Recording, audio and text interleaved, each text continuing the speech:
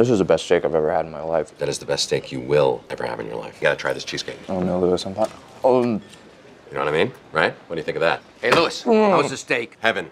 How about you? Best steak you ever had?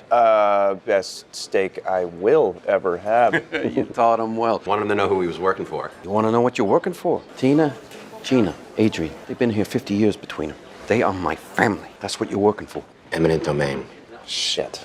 Final hearing's Tuesday. If we don't win, this place becomes a shopping center. Then this place becomes a shopping center because nobody wins eminent domain cases. But what if we did, Mike? He would get to keep his dream. What do you need me to do? Louis, you said 5. It's only 4:30. I've been here since we ate. Been researching every eminent domain case ever tried, starting with 1905. If you've gone over every case file, then you know that the reason nobody wins is because there is no chink in the armor. Well, then we make a chink of our own. Louis, it's the middle of the night. Where did you get all this? I'm the new quartermaster. Remember? Okay. Here, check this out. Whoa, no one's thought to come at it this way. Mike, this is outstanding. One problem. It's outside the scope. What if it weren't? What if I could fly? Well, I can't help you with that, but if we want to get it in the scope, we just have to get the other side to put it there for us. I don't make friends very easily, but the second I set foot in Peter's Steakhouse, I had made a friend for life.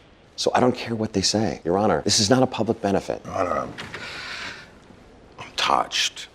But as for the Supreme Court decision in Kilo, public benefit is determined on a quantitative, not qualitative basis. Well, I'm glad you brought up Kilo because we happen to have some quantitative evidence right here. Kilo was decided in 2005. 8 years later, and still nothing has been built on this land. No jobs created, no taxes collected, no money made. Just because they say it will be better doesn't mean it actually will be. Even if it were true, we have every right to do it. The state determines benefit, not the court. And until such time as the law is changed, you have no authority to affect the state's determination. Your Honor, you can establish authority today. There's no basis for that. You have no choice but to uphold the established practice of eminent domain. I'm afraid opposing counsel is right. Demolition begins next week. I just remembered something about Moneyball.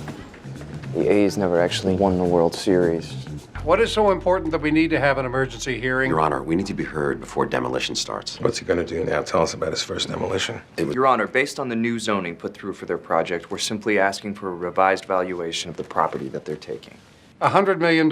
That valuation has no basis. It has a mathematical basis. Specifically, the present value of future cash flow, as shown right there. Bullshit. You've heard of voodoo economics. This is voodoo math. They're making crazy assumptions to inflate their value. Just like Kilo, but... Your Honor, this is ludicrous. They're only picking that number because they know it makes our project too expensive to be feasible. Well, in the words of opposing counsel, even if that were true, we have every right to do it.